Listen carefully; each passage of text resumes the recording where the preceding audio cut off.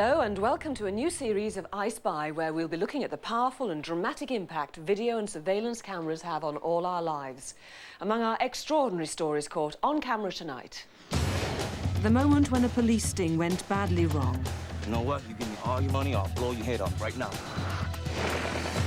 The war photographer who found himself caught in the crossfire.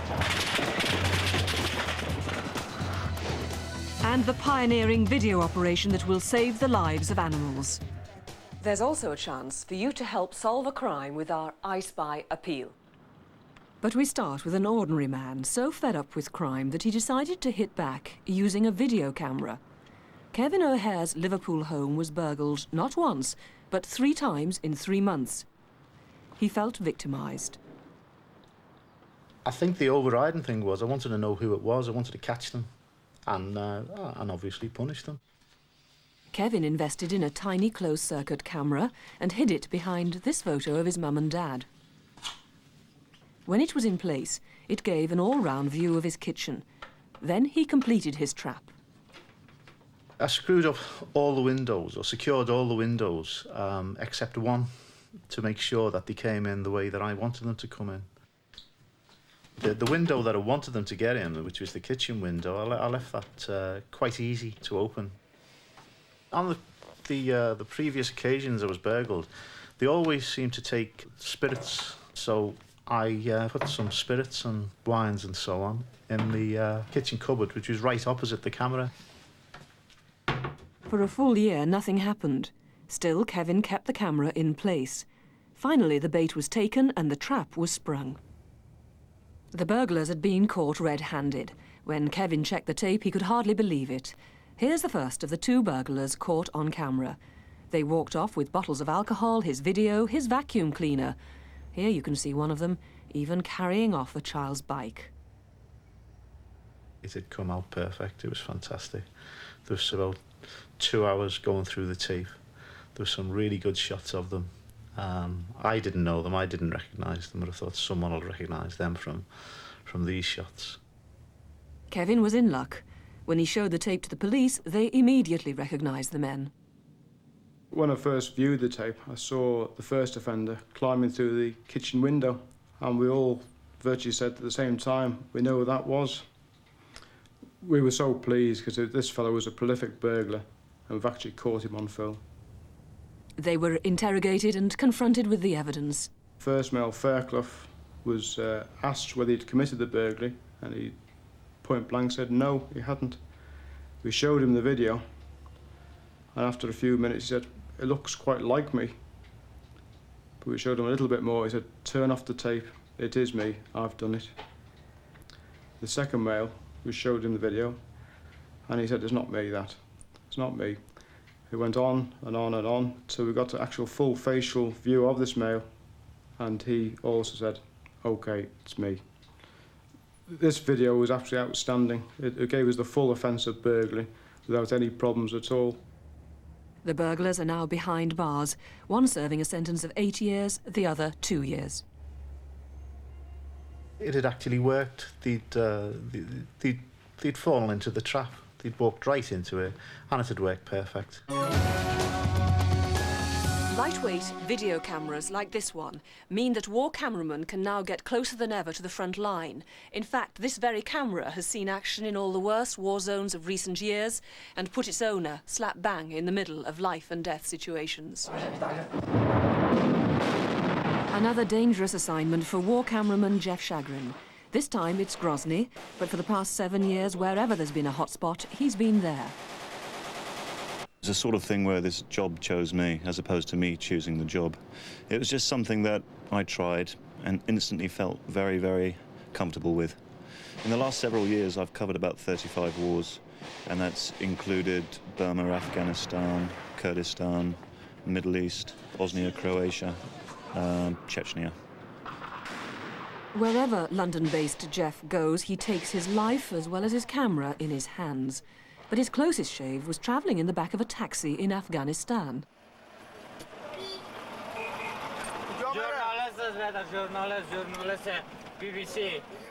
Came to the first checkpoint. Mujahideen waved me through. One mujahideen came up to me with a drawn pistol. He looked inside the cab, stepped back, raised his pistol and started firing. A taxi driver hit the accelerator and tried to escape. I was covering my face and just making myself as small as possible. I could actually see bullets going through the cab. Get the out!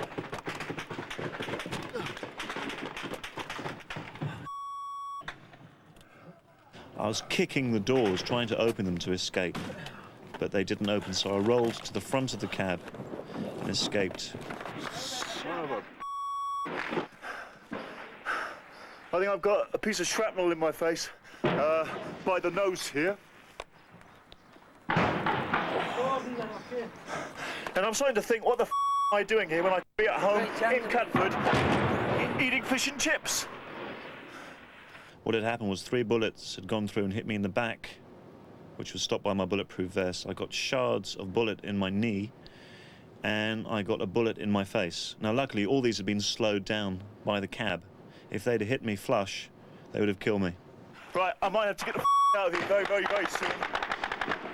This is really bad. We're pinned in, got nowhere to go. I tried to leave a second, I was nearly cut down by machine gun fire right at the beginning. You find that in such situations, your mind does go blank. You've got no time for fear at all. You have just to get on with the job. Your subconscious takes over. And it's like 2 minutes later, you find yourself out. You've got no idea how you got there. Sorry, viewers, that you can't see anything. It's just that it's a bit difficult to film at the moment. Seems to have quieted down a little bit. I've got no idea what's going on though. I don't even know whose side I am, what village I am, but I do know I'm in Kabul. Jeff was helped to safety by a rival faction. To this day, he has no idea why he was shot at. I didn't see the tape for about 2 weeks. I returned back to London and we had a view of it. Other journalists were with me. And one sort of came over and said, "Mate, I've seen footage like this before, but never from a cameraman that survived." It's a job that I enjoy. I don't enjoy what I have to film, but I enjoy the work that's involved, the people that I work with, and the feeling that these pictures can make a difference. These pictures will be seen by people, and hopefully it'll make them sit down and think about what's going on.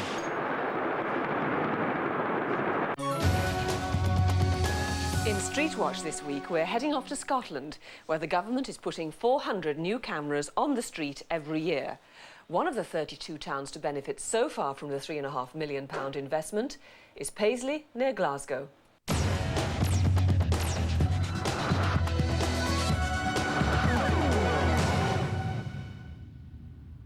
There are now 17 cameras operating in Paisley. Since the scheme started, overall crime has dropped by 15%. One important improvement has been in car crime.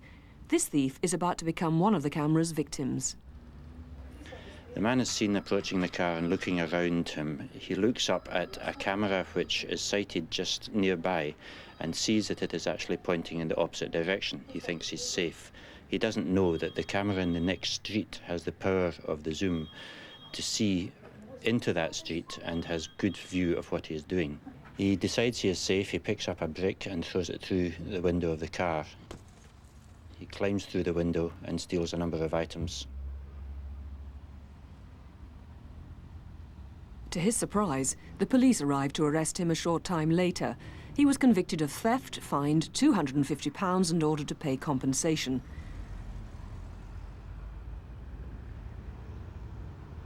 The cameras also helped to solve the mystery of an apparently stolen car. We received a call from a lady in a coffee shop in High Street in Paisley, reporting her car had just been stolen from outside the shop. But it wasn't stolen. The woman switched off the headlights, left the car and walked into the cafe.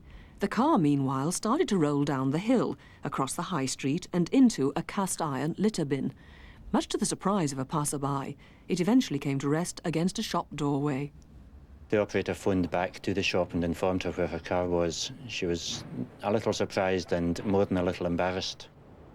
Cars are also the subject of this video from Beswick, Manchester. A man there filmed these vandals on his estate.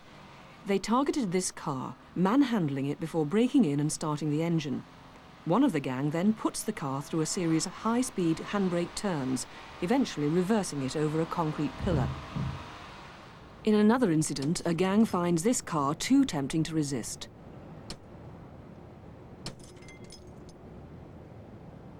Pointlessly, they stone the vehicle, smashing the windows. Then they set it alight. In moments, it's engulfed in a ball of fire. The tape has been handed to the police and the local council. But it's not all crime. Back in Paisley, the wildlife is causing a problem. Myself and a colleague received a call to attend one of the streets in Paisley where there was a swan walking up the carriageway, obviously causing a wee bit of a distraction to motorists. When myself and my colleague arrived, we observed this large goods vehicle having to swerve out of the way of the swan to avoid hitting it. Eventually, the bird was herded to the safety of a side street by 2 police cars. It's one of these incidents that you're never going to forget or perhaps come across again in your career. Time now for us to take a break, but still to come tonight, the hidden camera that catches the carjackers. The baby elephant whose short life was recorded on video. And the police surveillance trap that didn't go according to plan. Let's go, man.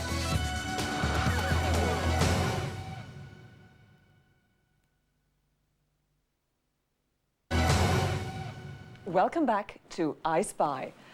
The battle between car thieves and the police is being fought right across the world. New techniques to crack car crime are always being looked for, and in America they've come up with one answer that seems to work. It's not a lock or an alarm, it's a tiny covert camera. They call it the bait car. The Los Angeles Sheriff's Department has fitted it with a remote control device which stalls the engine and locks the doors.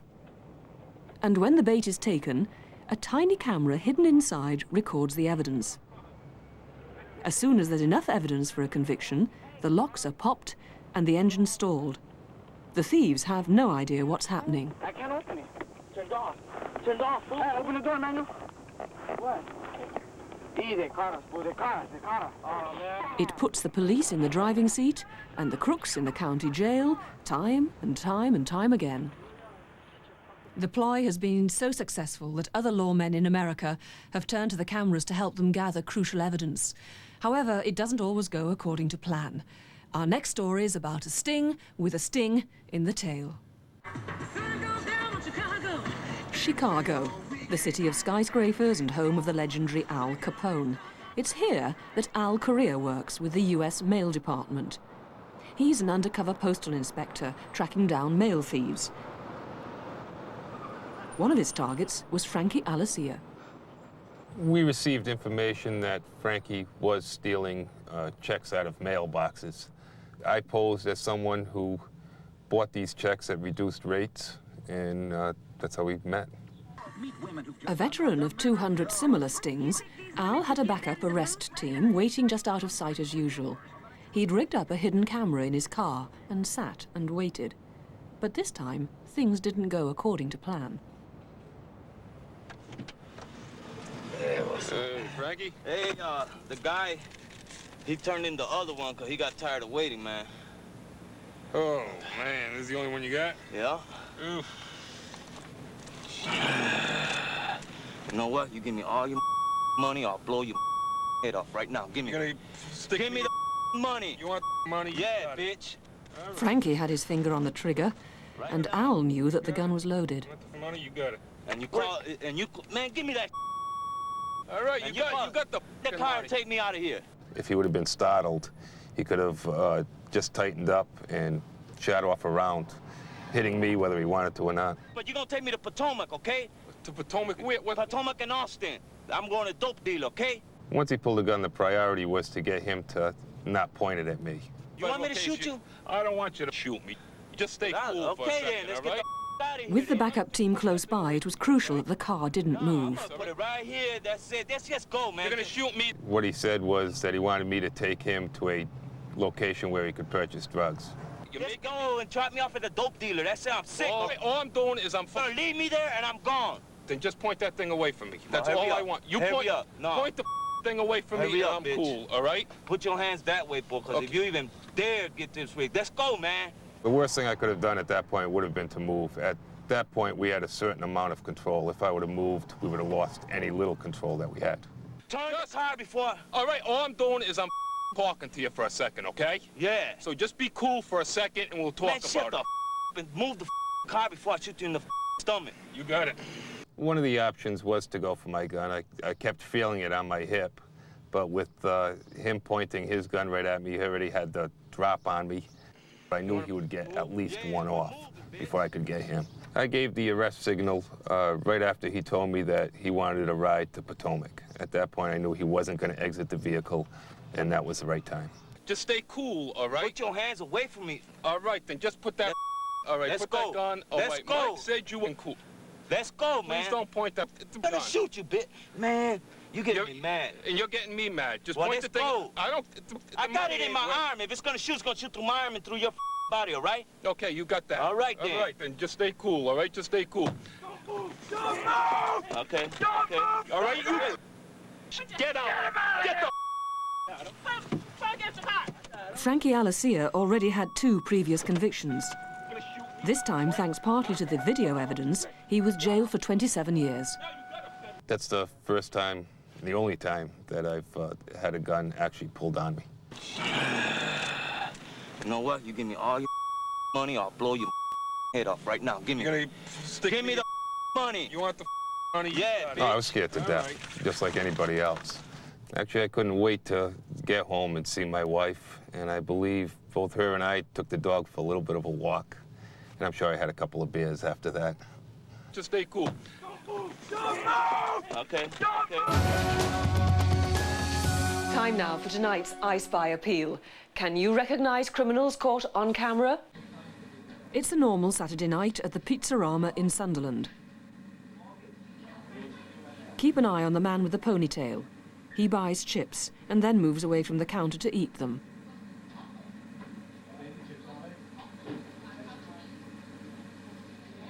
Then a woman comes in and wipes her hands on the hair of this second man. She then wipes her hands on his jacket and bizarrely starts making strange bleating noises at him.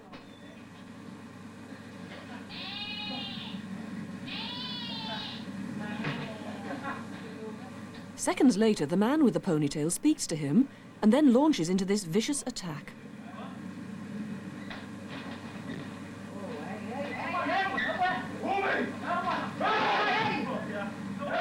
He then calmly picks up his chips and walks out, leaving his victim unconscious on the floor.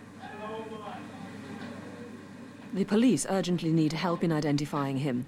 He's blonde, about 6 foot tall, and in his early 20s. He may have a southern accent. If you can help identify this man, please call Crime Stoppers on 0800 555 111. That's Crime Stoppers on 0800 555 111.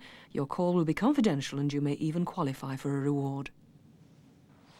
As we've seen on I Spy tonight, video cameras are covering almost every aspect of human life, and now their use is extending to the animal world. This is the poignant story of a baby elephant whose brave struggle for life was recorded on video. For the 6 months leading up to Kara's birth, cameras were used to monitor her mother. Then the birth itself was on camera.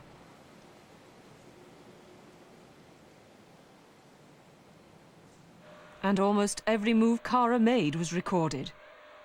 She soon became one of Chester Zoo's star attractions and drew huge crowds every day.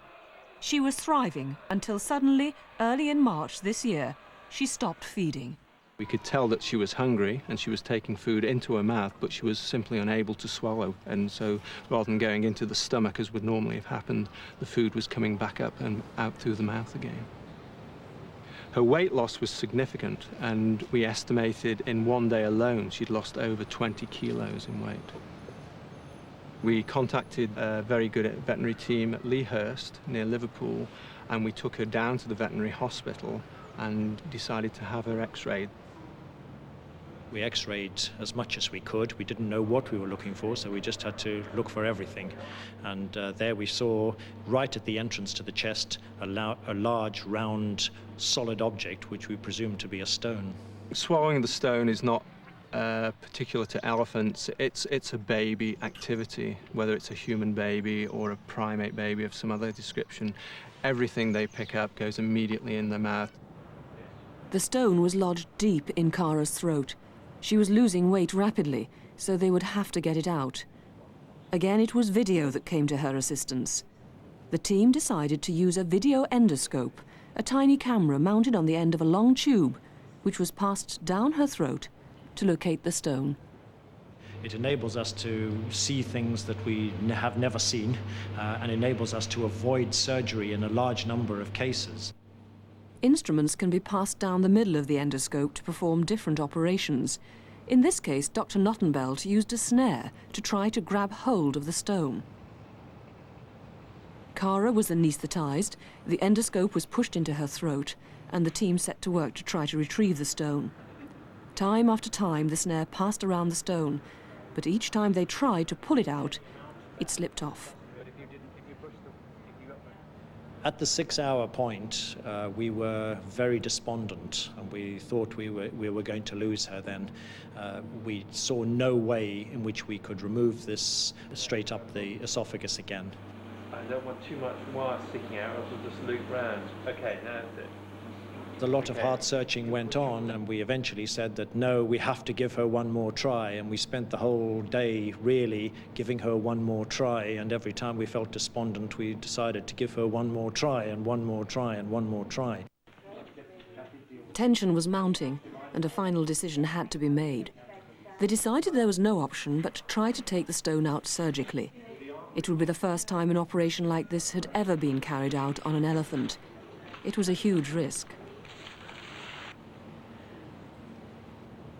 We did manage to burrow our way down and to get one end of one finger behind the stone, and gradually we worked the stone one step higher and one step higher by millimetre by millimetre by millimetre. Even though Kara came near the brink several times during the operation, the team were determined not to give up. In the end, their efforts were rewarded. Eventually 2 fingers could be put behind it, and then we were able to put some force onto it, and up it came, and it came out through her mouth. It was a moment of triumph for both Kara and the team. Tragically, though, it wasn't to last. Kara was making a full recovery, but then 8 weeks after the operation, there was an accident, and she broke her back and died. We were devastated when Kara died. However, there is no doubt that the footage that we obtained from the initial operation will save lives in the future. Kara did not die in vain. That's nearly it for now. But before we leave you, a perfect example of how not to impress a traffic cop when he's giving you a ticket. The fine's right here, sir. It's $137.50. You're crazy! I get it! You're crazy! My wife took money out of her goddamn account where she's working to pay my insurance so I wouldn't get picked up. You're crazy! Good night.